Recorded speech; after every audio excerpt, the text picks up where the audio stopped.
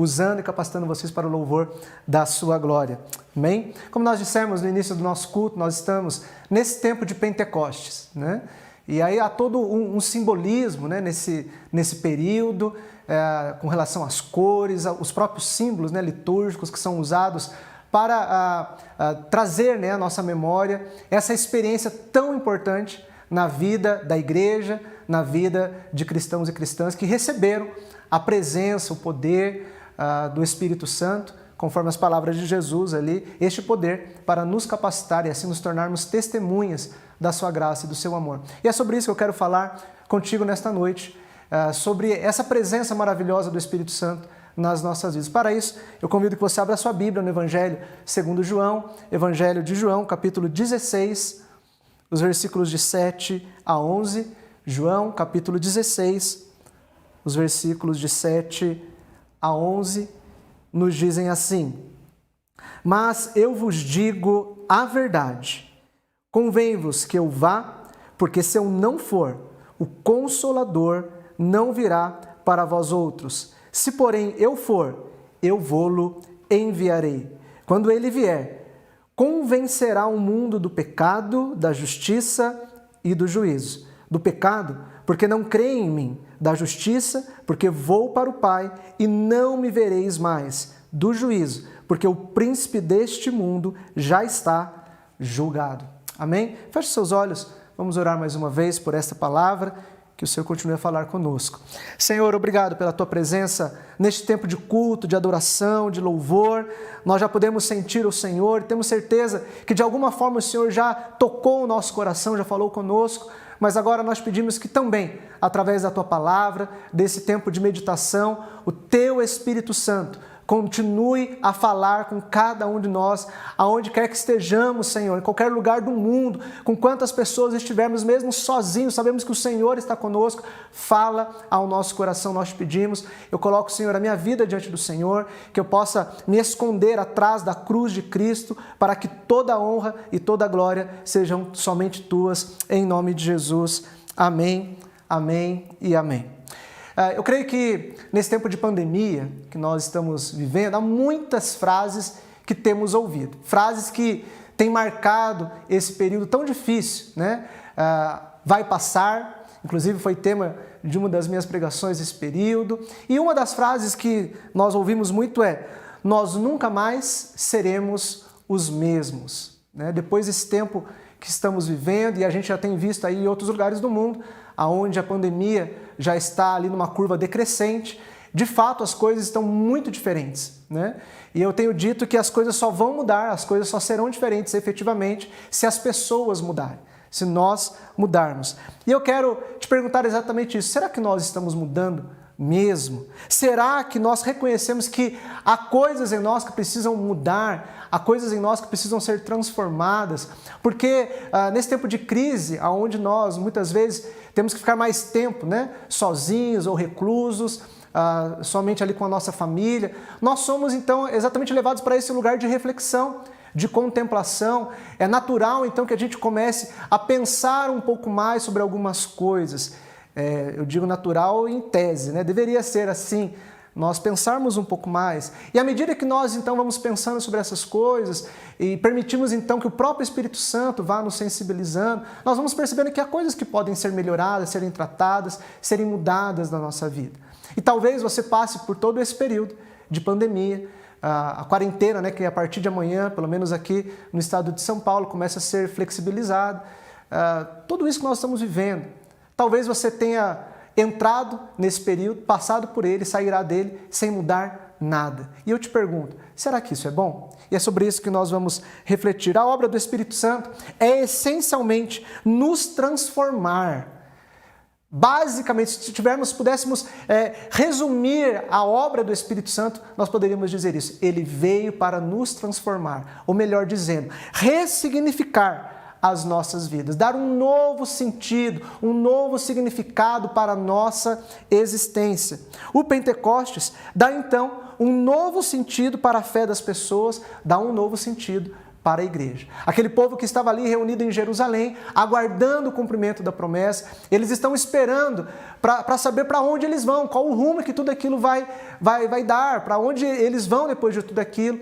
E então, ali em Atos 2, no momento em que é relatado na festa de Pentecostes que estava acontecendo em Jerusalém, o Espírito é derramado sobre todas as pessoas que ali estavam. E então eles entendem com uma maior profundidade tudo aquilo que Jesus havia pregado, tudo aquilo que Jesus havia colocado nos seus corações e a missão que estava agora em suas mãos de serem testemunhas daquilo que Jesus havia feito nas suas vidas e continuaria a fazer. E então ali a igreja, efetivamente, ela ganha forma. Pedro entende o papel dele como líder naquele momento e a igreja nasce, ganhando um sentido, um porquê da sua existência. Para isso o Espírito Santo veio. E é exatamente isso, ele veio até nós. A promessa se cumpriu, aquilo que Jesus havia dito que aconteceria, realmente aconteceu. E então, nesse momento que nós estamos aqui na leitura, né, esse período do texto que nós lemos, fala exatamente dessa preparação de Jesus, falando sobre o Consolador, ou o Espírito Santo. Jesus está preparando os seus discípulos para esta vinda e deixando claro para eles qual seria o papel do Espírito Santo, a sua vinda, como seria a sua vinda e qual seria a sua missão. E Jesus, ele inicia então, ali no versículo 7, dizendo: eu vou falar para vocês a verdade, mas eu vos digo a verdade. Há um sentimento de apreensão nesse momento da história que nós acabamos de ler. Há um sentimento de medo, de dúvida, pois Jesus ele tem deixado claro para os seus discípulos que ele partirá. O contexto aqui, eles estão em Jerusalém, naquilo que nós chamamos da Semana Santa, e então as coisas vão se encaixando e cada vez fica mais claro que Jesus realmente terá que partir, ele terá que se entregar para morrer em nosso lugar, e os discípulos já estão percebendo que vão ficar sem o Mestre, sem o seu grande amigo, sem a sua referência. Então há um sentimento que desestabiliza as pessoas. Talvez poderíamos comparar com o momento que nós estamos vivendo. Quantos sentimentos que não estão aí palpitando dentro da gente? Dúvidas, incertezas, preocupações, como será o dia de amanhã?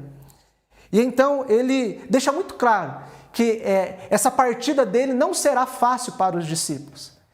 E o que vai acontecer pós a sua partida também não será fácil. No versículo 2, olha só o que Jesus diz aos discípulos.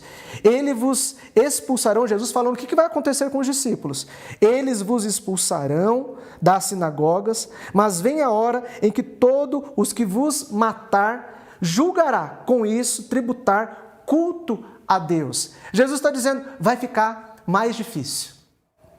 A coisa não vai ficar fácil mesmo. Mas ele diz, mas...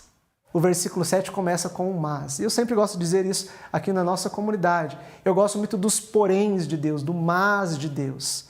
Mas ele diz que não vai poupar os seus discípulos da verdade. Não é porque as coisas estão difíceis, não é porque o momento é complicado, que eu vou poupar vocês da verdade. Muitas vezes, irmãos e irmãs, nós queremos ouvir a verdade muitas vezes queremos fugir da verdade, que há sim muitas coisas em todos nós que precisam ser transformadas. Nós queremos fugir dessa verdade, que há coisas na nossa vida que precisam ser transformadas, mudadas, há coisas que precisam ser tratadas na nossa vida. E é sobre isso que nós estamos falando nesta noite, especialmente nesse tempo de pandemia que nós estamos vivendo. Meu irmão, minha irmã, se você ainda não se olhou no espelho e constatou que há coisas que podem melhorar em você, que podem ser tratadas em você, eu te peço que você possa intensificar essa busca. Que você possa, então, pedir para, de fato, Deus mostrar e sinalizar a você o que precisa ser transformado e melhorado. Jesus, ele não priva os discípulos da verdade. Muitas vezes, nós preferimos ouvir uma mentira que vai nos confortar do que uma verdade que irá nos libertar. Talvez Jesus podia ter dito assim para os discípulos, olha, eu vou embora, mas fiquem tranquilos, a vida de vocês vai ficar muito fácil, ninguém vai perseguir vocês, ninguém vai matar vocês.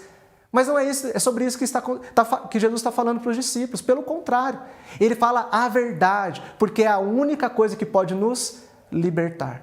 Jesus não poupa os seus discípulos da verdade. E ele segue então dizendo, nesse processo de transformação, Jesus diz que é necessário que aconteça uma ruptura. É necessário que eu vá. Então ele diz, mas vai ter perseguição, vai ser difícil, mas eu não vou poupar vocês da verdade. É necessário que eu vá, porque se eu não for, o Espírito Santo não virá. E aí Jesus ele diz então, uma ruptura vai acontecer. É inevitável, não temos como fugir e abrir mão disso. As rupturas, muitas vezes na nossa vida, elas são necessárias e importantes para o nosso desenvolvimento e amadurecimento. Olha só quantas rupturas que a gente pode lembrar aqui rapidamente. Primeiro, o nascimento. Há uma ruptura. Nós estamos ali no quentinho do útero da nossa mãe e aquilo ali, aquele momento, acontece um rompimento. E aí nós podemos dizer literalmente, né, de romper ali a placenta, né, e vai nascer, né? O famoso a minha bolsa estourou, né? Então há um rompimento de fato e há uma mudança, há uma ruptura naquele momento. O primeiro dia de aula, aonde os pais deixam ali a criança na porta da escola e ali talvez a primeira oportunidade em que a criança vai ficar sem a companhia dos seus pais. Eu não sei se você teve essa experiência, mas com a Alice, ela pediu para a gente ir embora logo, né? A minha filha, quando a gente deixou ela ali na porta da escola, quando ela já está um pouquinho maior, tá, o primeiro dia da escolinha mesmo, né? Ela falou, não, pode ir, gente, tudo bem, fiquem calmos, tá, quase, né, nos consolando ali na porta da escola, né? O outro rompimento que acontece na nossa vida, passando um pouquinho mais ali adiante, né? O primeiro fim de namoro, literalmente um rompimento de um relacionamento. Isso também faz parte da nossa vida. Depois a gente casa, sai de casa, eu quero repetir, sai de casa. Né? A gente casa e vai ter esse rompimento, vai ter a nossa história, nós vamos ter a nossa casa. Depois há um outro rompimento que acontece na nossa vida quando os filhos chegam. Nós deixamos de pensar só como casal, só eu e ela e eu, e nós vamos ter que romper com essa forma de pensar e passar a pensar também nos filhos, ou talvez em muitos casos, né, que é o normal, a gente pensa primeiro nos filhos. Depois a gente precisa romper também para deixar os filhos irem embora. É outro rompimento. E depois lá na frente há o rompimento, né, desta vida terrena aqui que nós morremos. Então perceba que os rompimentos, eles acontecem e são necessários na nossa vida. E talvez esse momento que nós estamos vivendo de crise, de pandemia, que nos confronta em muitas coisas, é o tempo de nós então rompermos com certas questões. Por isso Jesus diz que é necessário que ele vá, esse rompimento da relação pessoal e direta, física com os discípulos, para que o Consolador, para que o Espírito Santo venha. Se esse rompimento não acontecer, o Espírito Santo não virá. Com quais coisas que temos que romper para que possamos avançar? Talvez nesse tempo difícil que estamos vivendo, você esteja sendo confrontado a repensar a sua falta de fé. Romper com a falta de fé e ter uma maior confiança em Deus. Romper com o nosso ativismo secular e também o ativismo da igreja. E eu tenho dito muito isso para algumas pessoas, que esse período onde nós não podemos estar na igreja, realizando atividades, há um lado muito positivo, meu irmão, minha irmã, porque só sobra uma coisa, que é o próprio Deus na nossa vida. E talvez seja um tempo realmente de refletir, será que não está na hora de rompermos com esse ativismo profissional? Então eu emendo uma pós-graduação, já numa outra faculdade, e já num mestrado, e numa viagem, e eu não paro de estudar, não paro de trabalhar, e quando der tempo, um dia eu vou viver, e aí Jesus já te chama para a glória. E aí? A vida foi. Talvez então esse ativismo na igreja, que via de regra quer esconder alguma coisa. Quando eu estou o tempo todo envolvido com um monte de coisa na igreja, de alguma coisa eu estou fugindo. Talvez eu estou fazendo um monte de coisa para Deus, mas não estou fazendo com Ele. Eu não estou buscando Deus dessas coisas que eu estou fazendo. Nosso apego às coisas materiais, talvez seja o tempo de rompermos com isso. Apego ao dinheiro, apego às coisas. E agora nós temos bem materiais, temos de repente um carro para poder viajar e não podemos viajar. Romper com a falta de coragem de resolver coisas mal resolvidas na nossa vida. Quanto tempo que você precisava ter aquela conversa? Quanto tempo que já faz que você deveria ter admitido que precisa parar de fazer isso? Precisamos romper com certas coisas que nós estamos acostumados, que nos fazem mal e a gente não quer admitir que precisam ser mudadas e transformadas na nossa vida. Rompimentos são necessários e importantes. Jesus diz que o Consolador virá para transformar o mundo. Ele é o único que pode nos convencer. Ele é o único que convence as pessoas. E aí eu quero destacar com você, meu irmão, minha irmã, a expressão convencer. Sabe por que o Espírito Santo, porque é o Espírito Santo quem tem que convencer e não você e eu? A tarefa do convencimento é do Espírito Santo, é atribuída ao Espírito Santo e não a nós. Sabe por que disso? Porque convencer pode ser uma grande armadilha para o nosso ego. Convencer tem a ver com argumentar, que tem a ver com disputar uma ideia, para concluir quem está certo e quem está errado. Portanto, se eu estou certo, logo você está errado. Por isso, eu sou melhor que você. Essa é uma armadilha, meu irmão. Eu não estou dizendo que não temos que argumentar, que não temos que debater, nada disso, pelo contrário. Mas isso pode ser uma armadilha para o nosso ego. Quando somos seduzidos pela nossa capacidade de argumentação, de convencimento. E aí, quando a gente fala sobre isso, talvez você já tenha trazido aí à sua memória o contexto das redes sociais, que são um solo fértil para isso, onde as pessoas querem lacrar, né? Querem ter a palavra final só para provarem que estão certas. Eu acho isso uma tremenda perda de tempo. Eu acho que quem se esforça, quem se dedica a isso, a ser o último que vai dar a palavra final, né? A palavra final foi a mim, então eu estou certo, eu lacrei, eu coloquei uma frase lá que ninguém pode questionar. Eu tenho muita preocupação com o tipo de gente que pensa dessa forma. Porque as pessoas elas estão reduzindo o êxito, a realização da sua vida a uma frase de efeito que é postada nas redes sociais. Por isso, cabe ao Espírito Santo convencer alguém da sua condição. É ao Espírito Santo que é dado esta atribuição de convencer, pois ele é justo, ele é santo, ele é ético, ele é íntegro, ele é perfeito, ele não se corrompe. O Espírito convence o quê? O Espírito Santo convence o mundo do pecado, da incredulidade. Pecado da incredulidade. Se nós não crermos em Jesus, estamos em pecado. Porque toda a nossa caminhada de fé, todo o entendimento da nossa vida com Deus, ela está baseada exatamente nisso. Nesta questão fundamental, que vem antes de qualquer outra coisa, que é a nossa fé em Jesus. Se eu não crer em Jesus, se eu não entender que Ele é o nosso Salvador, Ele morreu no nosso lugar, Ele nos perdoou e não há nada que eu faça ou deixe de fazer que vai alterar o amor de Deus pela minha vida, se eu não entender e crer nisso, não vai valer de nada tudo o que está acontecendo. Então, quem convence o mundo da incredulidade é o Espírito Santo. O Espírito Santo também convence o mundo de que Jesus é quem nos justifica. Quando ele diz que convence da justiça, versículo 10, porque vou para o Pai. Ele está dizendo então para os judeus que estão ouvindo, quando eu for para o Pai ficará claro que eu sou filho de Deus. E é só o Filho de Deus quem pode salvar. É só o Filho de Deus quem pode justificar todas as pessoas, fazer justiça na vida de todas as pessoas. Nós não somos capazes de nos salvar a nós mesmos. Ninguém pode se salvar.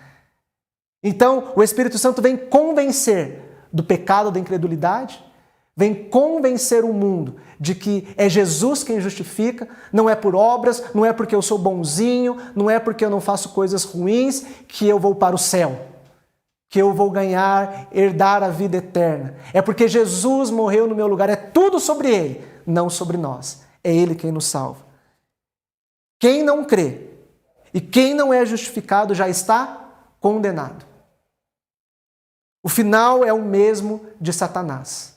Aquele e aquela que não crê em Jesus, que não é justificado por Ele, já está condenado. É isso que o versículo 11 vai nos dizer. Do juízo. Porque o príncipe deste mundo já está julgado. Já está condenado. Aquele e aquela que não crê, aquele e aquela que não é justificado, já está condenado. O Espírito Santo vem então para convencer o mundo disso. Não sou eu, não é você quem vai convencer pelos nossos argumentos, pelo nosso racionalismo, mas é a ação do Espírito Santo sobre a vida das pessoas. E é importante dizer então, meu irmão, para encerrarmos, que no Pentecostes, o Espírito Santo não veio sobre o mundo, ele veio sobre a igreja. O Espírito Santo foi derramado em primeiro lugar sobre a igreja, pois é ela em primeiro que precisa ser convencida. Então eu quero dizer para você, irmão e irmã, que nesse tempo de Pentecostes que nós estamos vivendo, no meio de uma pandemia, o Espírito Santo, que ele possa vir sobre nós para nos convencer, nos transformar. E o Espírito Santo, o mesmo Espírito que agiu em Jerusalém, continua agindo ao longo da história da igreja, sobre a vida das pessoas, que esse mesmo Espírito nesta noite possa te convencer do pecado, da justiça e do juízo. O Espírito Santo veio primeiro sobre a igreja, para que ela, sendo transformada, pudesse então transformar o mundo no testemunho de Jesus Cristo. Quando nós conversamos com alguém, quando nós damos testemunho a alguém, quando nós anunciamos a boa nova do Evangelho, quando nós compartilhamos aquilo que Deus tem feito na nossa vida, o Espírito Santo age através de nós para convencer outras pessoas. O meu pai, a minha mãe, as pessoas que moram comigo, os meus amigos, as pessoas da rede social. Porque primeiro ele fez na minha vida, ele me transformou, ele mudou a minha forma de pensar. O agir primeiro do Espírito Santo é sobre a vida da igreja. Uma igreja transformada, uma igreja liberta, uma igreja que é convencida do pecado, da justiça e do juízo. É uma igreja capacitada e pronta para dar testemunho de que Jesus pode transformar todas as pessoas, toda a criação. Que nessa noite este mesmo Espírito possa visitá-lo e visitá-la aí na sua casa. Que este Espírito possa transformar a sua mente, transformar a sua forma de se ver, de ver a sua família, de ver o mundo, de ver todas as coisas. Irmão e irmã, não perca a oportunidade de ser transformado nesse tempo que nós estamos vivendo. É um tempo propício, é um momento onde nós podemos então nos colocar diante de Deus e dizer: Espírito Santo, muda a minha vida, me transforma, me melhora, faz de mim alguém que agrada o teu coração. Que assim seja na minha vida e na sua vida. Que a partir do momento que eu e você formos transformados, nós poderemos então ser canal de transformação aonde quer que nós estejamos. Eu quero orar com você nesse sentido e depois nós vamos orar pelos nossos pedidos de oração. Eu quero que você feche seus olhos e reflita agora neste momento junto comigo. O que pode ser transformado na sua vida? Talvez nesse período de pandemia já tenha ficado claro para você que há coisas no seu casamento que precisam mudar. Talvez já tenha ficado claro para você que há prioridades na sua vida que precisam ser reajustadas. Talvez já tenha ficado claro para você que a sua fé é muito pequena para crer que Deus está no controle de todas as coisas. Há um Espírito Santo neste momento, aí com você, aonde você está, que pode te convencer, que pode te transformar, que pode fazer uma grande metanoia na sua vida, uma grande conversão, revolução, mudança na sua vida. O que precisa mudar na sua vida, nesta noite, na sua caminhada? Senhor, nós nos colocamos diante de Ti neste momento, clamando a Ti pela Tua misericórdia. A igreja, ela não conseguirá desempenhar o seu papel. Ela não conseguirá cumprir o propósito do Senhor nesta terra, se em primeiro lugar ela não for transformada pelo Teu Espírito. E nós somos a Tua igreja, Senhor. Nós precisamos dessa transformação diária, contínua. Transforma o nosso ser, transforma a nossa mente. Que nós, Deus, não sejamos guiados pelos nossos sentimentos, pelos nossos achismos, pelo que o Google diz quem nós somos, Deus. O que as pessoas dizem que nós somos, o que vai acontecer, o que não vai acontecer, porque nós somos aquilo que o Senhor diz que nós somos. Então, Deus, fala para nós nesta noite, nos convença, Senhor. Não são, Deus, as frases de efeito das redes sociais que vão mudar a nossa forma de pensar. A única pessoa que pode nos mudar é o Senhor. E nós oramos nessa noite, Espírito Santo de Deus, vem sobre nós como línguas de fogo e consome o nosso pecado, consome os nossos achismos, Consome, Senhor, tudo aquilo que nos afasta do Senhor. Consome, Senhor, tudo aquilo, Deus, que está fora do Teu propósito na nossa vida.